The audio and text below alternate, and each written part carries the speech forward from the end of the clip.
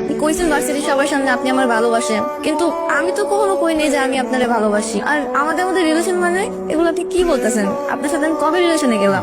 যদি কিছু নাই থাকে এই ঘোরাফেরার মানে কি? প্রত্যেকদিন দেখা করার মানে কি?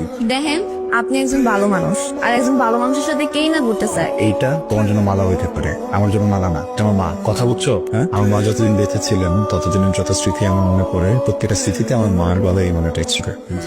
শোনো, আসসালামু আলাইকুম। ওর সাথে প্রায় প্রায় দেখা হয়, কিন্তু কথা ভাবলাম যে আজকে কথা বলি। আমি দেখি প্রীতম স্যার লিখে দুল না করলে তুমি ফার্স্ট ইয়ারে করো, তোর ডিপার্টমেন্টে সিম স্টুডেন্ট খুব বেশি ভালো না, আবার খুব বেশি খারাপই না, সিজিতে ভালো, নিজে নিজে পরীক্ষা দিই, তাহলে কত। আর সবসময় থাকি ক্যাম্পাসে কোনো প্রবলেম হলে সলভ করার ট্রাই করি। তোমার আবার কিছু বলো। আমি সাউদা। সাউদা, বাহ সুন্দর নাম। আরবি নাম বাবাই রাখছে। মানে মনে হয় খেজুর। খেজুর। কি আর কমু, মোর বাড়ি কাওয়াসর, আমি বরিশাল। এই জায়গা দিয়ে পড়ালেখা শেষ করছি, স্কুল শেষ করছি, তারপরে আইছি বরিশাল টাউন দিয়ে সোজা কলেজ পাশ করিয়া চলে গেছি ঢাকা ইউনিভার্সিটি, কিন্তু চান্স পাই নাই। কি আর করবো, আব্বারে কইছি যে পড়লে আমি ওই ইউনিভার্সিটি পড়বো। আব্বা কইছে বাইরে পড়, আব্বার কথা শুনি নাই। আব্বা তারপরে প্রাইভেটে ভর্তি করেছে, আর কইছে কোনো প্রেম টেম করো বুঝি কি। সাউদা, আমার ইম্পর্টেন্ট কাজের কথা মনে পড়ে গেছে, আজকে আসি, পরে একদিন কথা হবে, ঠিক আছে? Never mind. হাই, একটু ব্যাধ হয়ে যাচ্ছ না? ওয়ালাইকুম, আগে খোঁজো। আমার একটা বন্ধু আছে শিলা, ওরে খুঁজতেছি। জি, আসবে না কেন? যেন একটা কাজ আছে, আমার সাথে দেখা করলো, দেখা করে জিজ্ঞেস করলো ভাই আপনি তো দিকে যাচ্ছেন? আমি বললাম হ্যাঁ। বললো ভাই ওখানে সাউদা আছে, আর ওকে প্লিজ একটু বুঝিয়ে বলবেন যে আমি এখন ওখানে যেতে পারছি না। আমি বললাম ওকে। তো বন্ধুদের সাথে এত কি? আসলে আমরা এক লগে গ্রুপ স্টাডি করি, তো ওই কিছু না পারলে ওরে কই, ও মরে বুঝাই দেয়। আর আমি তো কিছু পারি না। আসলে স্যারেরা যা কয় ওগুলো কিছু বুঝি না, বাংলায় কইলেও কিছু বুঝি না। ওর ক্লাসমেট না? তোমার ব্যাচমেট। তার মানে যেই ক্লাস তুমি এখনো করোনি সেটা তো ও করেন, রাইট? তুমি না বুঝলেও কিভাবে বুঝাবে? আমি তোমার সিনিয়র, সব ক্লাস করার। যেখানে প্রবলেম আমাকে বলবা, আমি বুঝাবো। ওকে, কথা বুঝে গেছে? শিওর? ওকে, যাও। দাদা আবার খুঁজতেছো কেন? এদিকে যাও। বুঝিনিও।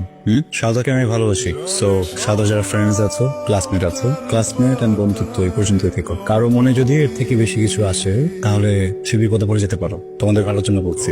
আর তারপরও কেউ যদি সাউদাকে ভাবি মনে করে ওর সাথে বসতে চাও, ওর সাথে কথা বলতে চাও, ওর সাথে ফ্রেন্ডশিপ করতে চাও, ওর সাথে বন্ডিং করতে চাও, প্রবলেম নাই। ওকে ক্লাস, এনজয়। সাদা যাও সে পড়তে শুনিস? মন চাইতেছে না। মন চাচ্ছেন না কেন? ভালো লাগতেছে না আজকে। ভালো লাগতেছে না? ওকে, আমি জানি কিভাবে ভালো লাগবে। কেমনে? কি কেমন লাগতেছে? এদিক ওদিক করতেছো কেন? কেমন লাগতেছে এটা বলো। হ্যাঁ, ভালো লাগতেছে। আচ্ছা, বাই এনি চান্স তুমি কি ফ্যামিলিকে মিস করতেছো? ও, তাহলে তো আসলে তোমার একদমই ভালো লাগতেছে না। দেখো এখন যদি তোমাকে পৃথিবীর বেস্ট জায়গাটা তুমি নিয়ে যেয়ে তোমার ভালো লাগবে না। বাবা মার জায়গা আসলে বাবা মার জায়গায় এটুকু নিতে পারবে না। আম সরি, বুঝি নাই। আচ্ছা, আপনি মানুষটা এমন কেন?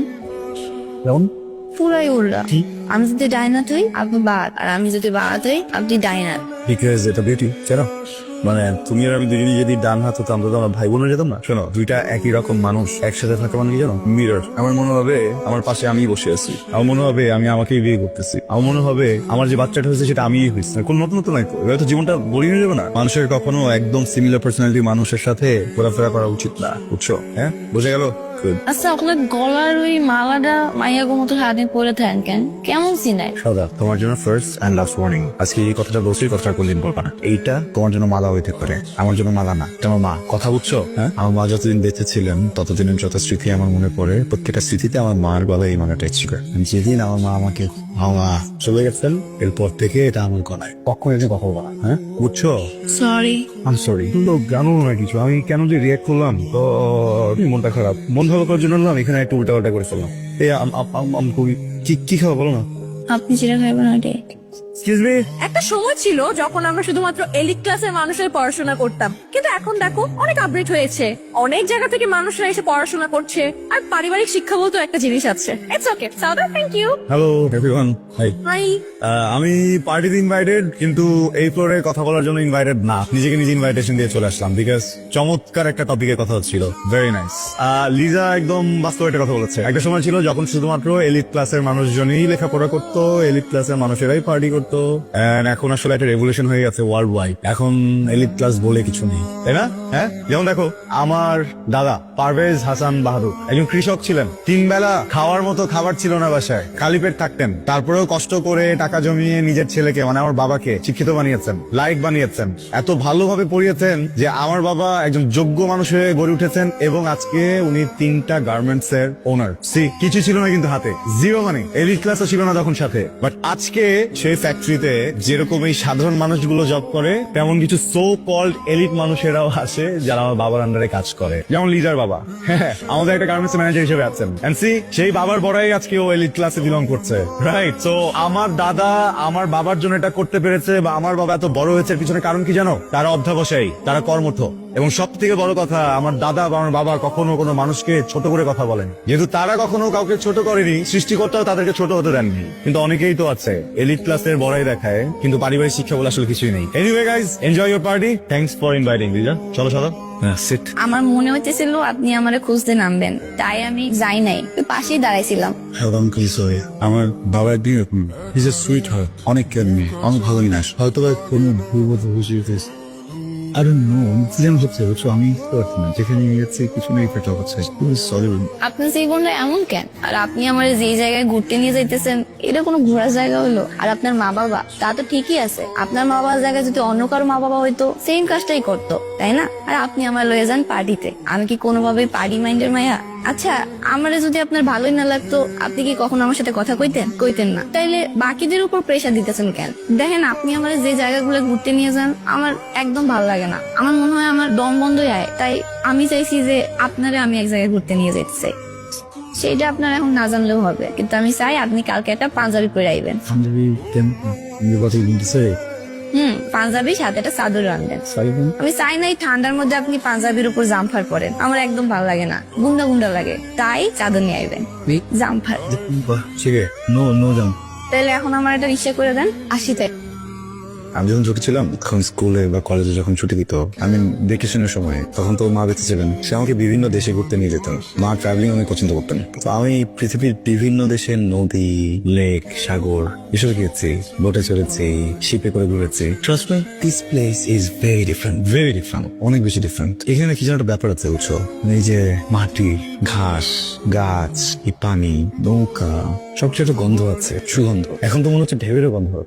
বাবা যখন আসতে না দেখে সুযোগ হয়নি আসা, এটা অনেক ডিফারেন্ট, সুন্দর। এইগুলো তো কিছুই না, আরো অনেক কিছু আছে দেখার মতো। আমার ডিফারেন্ট জিনিস অনেক পছন্দ, ডিফারেন্ট জায়গা, ডিফারেন্ট খাবার, ডিফারেন্ট গান, ডিফারেন্ট সিনেমা, ডিফারেন্ট মানুষ। যেমন তুমি। আমার আপনার কোন জায়গাতে ডিফারেন্ট মনে হলো? অনেক কথা এখন বলতে গেলে সুযোগ হয়ে যাবে, বলবো না থাক, অন্য একদিন বলবো। আচ্ছা, আপনি কখনো কাশি খোঁচা পিঠা খাইছেন? কাশি খোঁচা পিঠা? কাঁচি খোঁচা শুনিনি, সরি। আজকে খাওয়া মনে। ভাইয়া কাঁচি খোঁচা পিঠা খাবো, চলো। বাই দ্য ওয়ে, আমি কিন্তু জামফার পরি নাই। ভালো লাগতেছে কিন্তু চাদরে।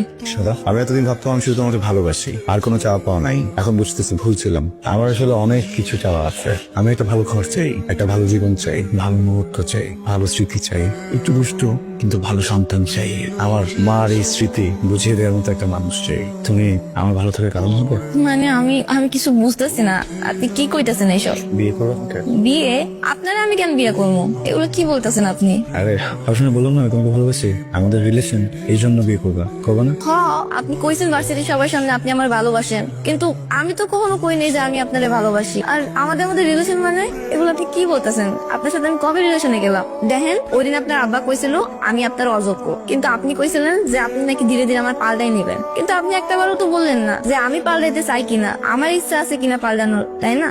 আর আপনার আব্বার কাছে যেমন আমি অযোগ্য, আপনি আমার আব্বা আমার কাছে অযোগ্য। আমার আব্বা আম্মা যদি কয় আপনি আমার জন্য পাল্টাই যান, গ্রামের মানুষ হয়ে যান, আপনি কখন হইতে পারবেন? পারবেন না। বলতে চলুন দেখো প্লিজ, আমার বাবাই কথা বলতে যদি তুমি আপসেট হইতে পারেন, সরি।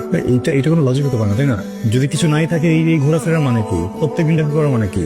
দেখেন, আপনি একজন ভালো মানুষ, আর একজন ভালো মানুষের সাথে কেই না ঘুরতে চায়, কেই না চলাফেরা করতে চায়। একটা ভালো মানুষের মধ্যে যা যা গুণ দরকার সব আপনার মধ্যে আছে। আমি এই জন্য আপনার সাথে ঘোরাফেরা করছি, আপনি যেখানে বলছেন সেই জায়গায় গেছি। কিন্তু আপনি এখন যেগুলো বলতেছেন এগুলো ছোট মন মানসিকতা মানুষের মতো না। একটা ভালোবাসার মানুষের মধ্যে যারা থাকা দরকার, আমি যারা ভালোবাসবো তার মধ্যে যারা থাকা দরকার, এগুলো কিছুই আপনার মধ্যে নাই। আর